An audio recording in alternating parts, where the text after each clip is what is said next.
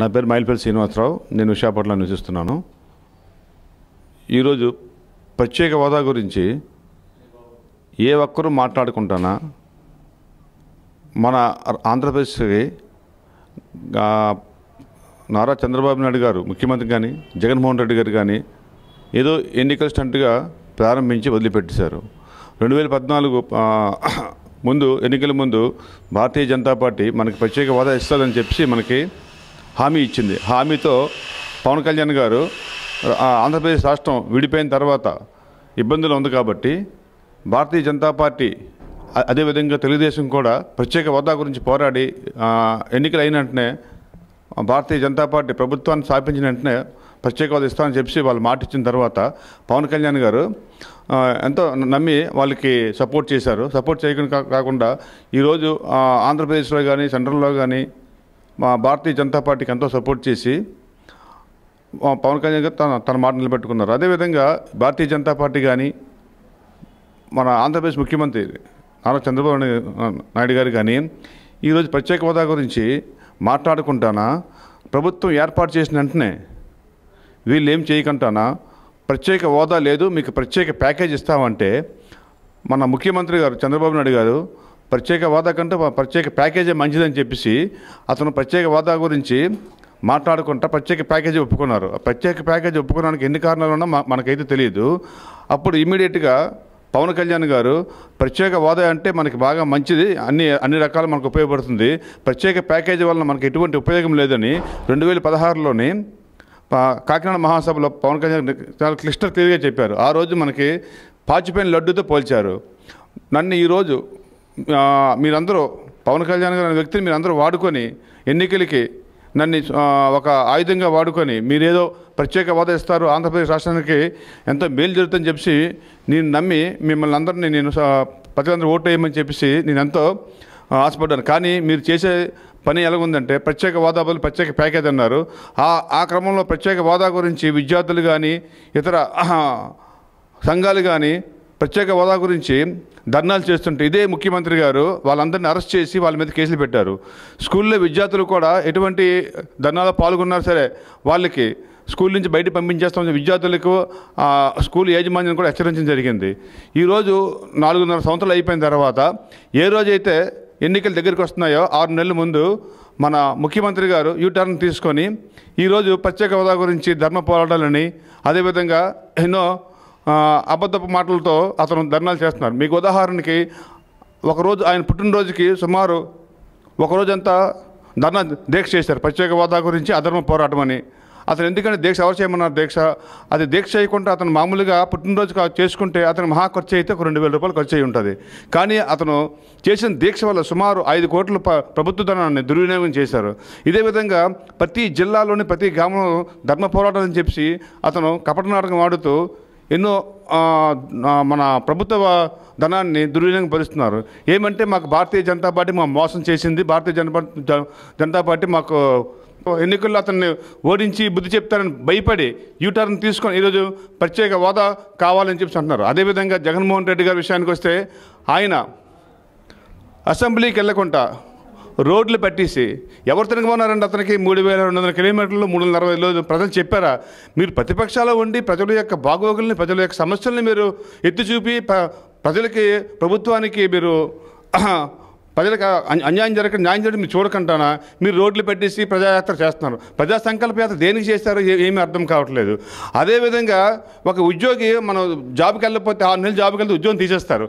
కానీ ఇక్కడ మన ప్రతిపక్ష నాయకులు ఎమ్మెల్యేలు అందరూ అసెంబ్లీకి వెళ్ళకుండా జీతాలు తీసుకుని 2 లక్షల రూపాయలు జీతం నెలకి తీసుకొని ప్రభుత్వం యొక్క ఫెసిలిటీస్ ఎంజాయ్ చేస్తూ అసెంబ్లీకి వెళ్ళకుండా ప్రజల యొక్క సమస్యలని వాళ్ళు పట్టించుకోకుండా అంటే కేవలం ముఖ్యమంత్రి అయితేనే నేను మాట్లాడుతూ తెరిచి ఈ ప్రత్యేక హోదా గురించి ప్రజల యొక్క మనసులు తెలుసుకొని మీరు ప్రవర్తిస్తామని చెప్తున్నాం. అదేవిధంగా పవన్ కళ్యాణ్ గారు బిగినింగ్ నుంచి కూడా ఒకటే చెప్తున్నారు ప్రత్యేక హోదా కావాలి ప్రత్యేక హోదా కావాలి. ఆ ప్రత్యేక హోదా లేకపోవడం వల్ల ఎటువంటి ఇబ్బందులు అవుతాయి ప్రత్యేక ప్యాకేజీలు ఎటువంటి ఇబ్బందులు అవుతాయని క్లియర్గా చెప్పారు. కానీ చంద్రబాబు నాయుడు గారు అతని తాలూకా సహాయం ఎన్నికలు మాత్రం వాడుకుంటారు కానీ ఈ ప్రత్యేక హోదా గురించి ప్రజల శ్రేయస్సు గురించి మాత్రం పవన్ కళ్యాణ్ సలహాలు తీసుకోరు, సలహాలు ఆచరించరు. ఏమంటే ఆయనకి అనుభవం ఎక్కువ ఉందంటారు, 40 years ఇండస్ట్రీ అంటారు. పవన్ కళ్యాణ్కి ఇండస్ట్రీ లేదంటారు. కానీ ఏం 40 years ఇండస్ట్రీ ఉందండి? ఈరోజు మనకు విశాఖపట్నంలో 3 ఫైనాన్షియల్ సమిట్లు పెట్టారు. 3 ఫైనాన్స్ సమిట్లు దగ్గర 20 కోట్లు ఖర్చు పెట్టారు. ఎవరు డబ్బు అండి అది అంతానా? మీరేంచి ఫైనాన్స్ సమిట్లు అంటారు, అది ప్రత్యేక హోదా గురించి వదిలిపెట్టేసి సమిట్లు ఎవరు కావాలండి? ఒక సమిట్లో ఎన్ని ఇండస్ట్రీస్ వచ్చాయని విశాఖపట్నంకి? 3 ఏళ్ళ నుంచి మీరు చేస్తున్నారు, పరిపాలన చేస్తున్నారు, ఒక ఇండస్ట్రీ రాలేదు. ఎవర్రా బాగుపడ్డారంటే ఈ హోటల్ ఇండస్ట్రీ వల్లనే టూరిస్ట్ ఇండస్ట్రీ వీళ్ళు బాగుపడ్డారు. ఎందుకంటే అనేక 6 కోట్లు 10 కోట్లు ఖర్చు పెట్టడం, అక్కడ ఫైనాన్స్ సమిట్లు పెట్టడం, ప్రతి టెలిఫోన్ బూతోడు కూడా MOU చేసేయడం. ఇక్కడ మీకు కావాలంటే బోల్ ఎగ్జామ్స్ కూడా ఉన్నాయి. సో అందువల్ల ఏంటంటే ప్రభుత్వం కళ్ళు తెరిచి, అదే ప్రతిపక్షం కళ్ళు తెరిచి మీరు ప్రత్యేక హోదా గురించి, ప్రజల యొక్క శ్రేయస్సు గురించి మీరు పాటుపడితే బాగుంటుంది. అంటే కుర్చీల గురించి, పదవుల గురించి, అధికారం గురించి మీరు పాటుపడద్దు. పవన్ కళ్యాణ్ గారిని చూసి నేర్చుకోవాల్సింది చాలా ఉంది. ఎందుకంటే ఆయన 2004లో పార్టీ పెట్టిన దగ్గర నుంచి, 2014లో పార్టీ పెట్టిన దగ్గర నుంచి ప్రజల యొక్క సమస్యలు తెలుసుకుంటున్నారు. మీకు బోల్డ్ ఎగ్జాంపుల్స్ ఉన్నాయి. గుంటూరులోని డయాగ్రేవ్ చేసిన తర్వాత వినోచనలో పడి చాలామంది చనిపోయిన తర్వాత అక్కడికి ఒక ప్రభుత్వ అధికారి కూడా లేడు, ఆరోగ్య శాఖ మంత్రి కూడా లేడు. ఆ టైంలో ఆయన వెళ్ళి అక్కడ ఉన్న సమస్యలని ప్రభుత్వ దృష్టి తీసుకెళ్ళి ప్రజలకు అందరికీ తెలిపి అక్కడ సమస్యను పరిష్కరించారు. అదేవిధంగా శ్రీకాకుళం ఉద్దానం గురించి కూడా అతను ఎన్నో కాలం నుంచి ఉద్దానంలో ఉన్న సమస్యని బయటికి వెలికి తీసి ప్రభుత్వానికి, అదేవిధంగా ప్రజలకు కూడా ఒక రకమైన మోటివేషన్ చేశారు. ఈ విధంగా పవన్ కళ్యాణ్ గారు ఎంతో మన ఆంధ్రప్రదేశ్కి ఎంతో సహాయకాలు అందిస్తున్నారు. మీకు ఇంకొక ఎగ్జాంపుల్ చెప్తాం. తిత్లీ తుఫాన్ అప్పుడు చాలా బీభత్సమైన తుఫాన్ వచ్చింది. ఏ ఒక్కరు మీడియా కూడా మన ప్రపంచానికి చూపించలేదు. ప్రపంచానికి చూపిస్తే ఎవరో ఒకరు చార్టబుల్ ట్రస్టులు వచ్చి అక్కడ ఉన్న ప్రమాదాన్ని అంచనా వేసి వాళ్ళు ఎంతో సాయం చేయగలరు. ఎందుకంటే ప్రకృతి వైపరీత్యాలని మనం ఎప్పుడు కూడా అంచనా వేయలేము. అలాగని ప్రభుత్వాన్ని కూడా మనం తప్పు పట్టలేము. ప్రభుత్వం కొంతవరకు సాయం చేయగలదు. కానీ ప్రభుత్వం తాలూకా ముందస్తు చర్యలు చేయకపోవడం వల్ల ఎక్కడైతే మా ప్రభుత్వం ఈ ముందస్తు చర్యలు చేయడంలో విఫలం అయ్యామని చెప్పి అనుకొని ఆ మీడియా వాళ్ళు కూడా ఎవరిని దగ్గరికి వెళ్ళవకంట అలా దాన్ని కాలయాపన చేశారు. మా పవన్ కళ్యాణ్ గారు 17వ తారీఖు, అక్టోబర్ 17వ తారీఖున వెళ్ళి మొత్తం అక్కడ 10 రోజులు పర్యటించి క్షేత్రస్థాయిలో ప్రతి పల్లె, ప్రతి గ్రామాన్ని తిరిగి ఎంతవరకు నష్టపోయింది, ఎంత మేరకు నష్టపోయిందని చెప్పి సెంట్రల్ గవర్నమెంట్కి ఒక రిపోర్ట్ ఇవ్వడం, దానివల్ల స్టేట్ గవర్నమెంట్ వచ్చి వాళ్ళు కొంతవరకు సాయం చేయడం జరిగింది. నమస్తే అండి, నా పేరు వెంకట్రావు. ప్రత్యేక హోదా గురించి అండి మొదటి నుంచి ప్రభుత్వాల్లో ఒక అయోమయం సృష్టించారండి ప్రజల్లో.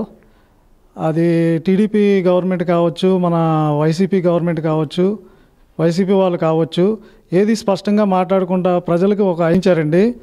మొదట్లో ప్రత్యేక హోదా కావాలని అందరూ అనుకుంటే మన ప్రభుత్వం శ్రీ నారా చంద్రబాబు నాయుడు గారు మాత్రం ప్రత్యేక ప్యాకేజీ బెస్ట్ అని చెప్పేసి ఆయన ఒప్పుకున్నారు. ఈ ప్రత్యేక ప్యాకేజీ వల్ల బెనిఫిట్స్ ఏమొస్తున్నాయి ఏంటి అనేది ఆలోచన కూడా ఆయనకి ఉన్న అనుభవంతో ఆలోచించకుండా ఆ నిర్ణయం తీసుకున్నారు. అప్పుడే ప్రజలందరూ ఒక అయోమయానికి గురయ్యారు. కాకపోతే ఈ మధ్యకాలంలోని మన పవన్ కళ్యాణ్ గారు ఒకసారి సభ పెట్టి ఈ ప్రత్యేక హోదా మనకి కావాలి, ప్రత్యేక ప్యాకేజ్ వద్దు అని చెప్పిన నాయకుడు పవన్ కళ్యాణ్ గారు ఒక్కరే. మన జగన్ గారు కానీ చంద్రబాబు నాయుడు గారు కానీ నిజంగా నిజాయితీగా పోరాడింది చాలా తక్కువ అండి. ఈ 4.5 సంవత్సరాలు కాలక్షేపం చేసిన తర్వాత ఒక 6 నెలల నుంచి టీడీపీ వాళ్ళు మళ్ళీ యూటర్న్ తీసుకొని చంద్రబాబు నాయుడు గారు ఈ విధంగా ప్రజల్ని మభ్యపెట్టడం కోసం మళ్ళీ మాకు ప్రత్యేక హోదా కావాలని చెప్పి అడగడం హాస్యాస్పదంగా ఉందండి. ప్రజలు ఎవరు నమ్మడం లేదు. కనుక దీని మీద పోరాటం చేసిన పవన్ కళ్యాణ్ గారు అభినందనీయం. ఆయన పోరాటాలు చాలా చేశారండి. విశాఖపట్నంలోని ఒక డ్రెడ్జింగ్ కార్పొరేషన్ సమస్య కానీ మళ్ళీ దాన్ని పరిష్కార దిశగా ఆయన పోరాటం చాలా మంచి జరిగిందండి. ఇక్కడ డ్రెడ్జింగ్ కార్పొరేషన్ ఎంప్లాయీస్ అందరూ చాలా సంతోషంగా ఉన్నారు. అలాగే ఉద్దానం సమస్య తీసుకోండి, అలాంటి నాయకులు కావాలండి. ఈరోజు మనకి ప్రజల కోసం పాటుపడే నాయకులు కావాలి. ఇలాగా మన సీట్ల కోసం, ఓట్ల కోసం పోరాటాలు చేసి ధర్మ పోరాటం పేరు మీద లేకపోతే ఈ పాదయాత్రల పేరు మీద ప్రజల డబ్బు దుర్వినియోగం చేయడం కింద అవుతుంది, కానీ ప్రజలకు మేలు మాత్రం కలగదండి. అందుకనే ఇక్కడ చాలామంది ఆయన చేసే కార్యక్రమాలు బాగున్నాయని అందరిలో ఒక మాటగా నేను చెప్తున్నానండి. ఎందుకంటే స్పష్టంగా కనిపిస్తున్నాయి ఆయన చర్యలు. సో నేను చెప్పేది ఏంటంటే ఏ ప్రభుత్వం అయినా సరే ప్రజల కోసం ఆలోచించాలి, కానీ వాళ్ళ స్వప్రయోజనాల కోసం ఆలోచిస్తే ప్రజలు అది గమనిస్తారు, వాళ్ళకి ఎలక్షన్ టైంలో బుద్ధి చెప్తారు. అండి నా పేరు, నేను వైజాగ్ జిల్లా నుంచి వచ్చాను. సో ఇక్కడ మాట్లాడవలసింది ఏంటంటే రాష్ట్ర విభజన జరిగింది. విభజన జరిగితే ప్రత్యేక హోదా మీద ప్యాకేజ్ ఇస్తానని ఏదైతే అన్నారో అది మనకి ఏ విధంగానూ కానీ చంద్రబాబు నాయుడు గారిని కానీ జగన్ గారు కానీ ఏ విధంగా కూడా మనకి ఏది న్యాయం చేయలేదు. చేస్తానని ఇప్పటిదాకా చెప్పారు కానీ ఏ విధంగా కూడా మనకి 1% కూడా వాళ్ళు చేసింది లేదు. కానీ పవన్ గారు వ్యక్తిత్వం చూస్తే నేను ఒక సామాన్య మనిషిగానే నేను మాట్లాడుతున్నా. సిటిజన్ గాను నాకు అతను ఒక వ్యక్తిత్వం నచ్చి ఏ విధంగా అయితే అతని ప్రిన్సిపల్స్ కానీ అతను ఒక సోషల్ జస్టిస్ మీద కానీ ఆ ఉద్యానం మీద చేసిన దాన్ని కానీ ఈ ప్రత్యేక ప్యాకేజ్ మీద కానీ అతను పోరాడే విధానం కానీ నాకు నచ్చి ఈ యొక్క నేను జనసేన అనే దానికి ఒక ఇంపార్టెన్స్ ఇవ్వడం అనేది జరిగింది. కానీ ఏ విధంగా చూసుకున్నా సరే చంద్రబాబు నాయుడు గారు కానీ జగన్ గారు కానీ ఎవరైనా కానీ మనకి ఏదైనా చేశారా? నా నుంచి వచ్చే ఒక క్వశ్చన్, ఇది కామన్ క్వశ్చన్గా నేను అడుగుతున్నాను. ఇది మనం ప్రత్యేకించి మాట్లాడుకోవాల్సింది కూడా ఏమీ లేదు. ఇది అందరికీ తెలిసిన విషయమే. మనం కొత్తగా ఏమి చెప్పడానికి కూడా ఏమీ లేదు యాక్చువల్గా. సో దీని మీద అందరూ ఒక నిర్ణయం తీసుకుని ఎవరు మనకు జస్టిఫై చేస్తారో, ఎవరు మనకు కరెక్ట్ అని అనుకుంటారో దాని గురించి మనం ఆలోచించి ఒక డెసిషన్ తీసుకోవాల్సిందిగా కోరుతున్నాం.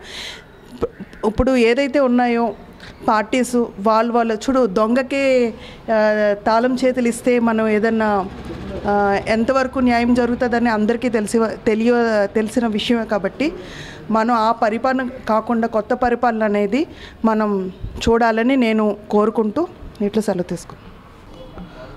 నా పేరు వానపల్లి రంగారావు, 38వ వార్డు, ఉత్తర నియోజకవర్గం.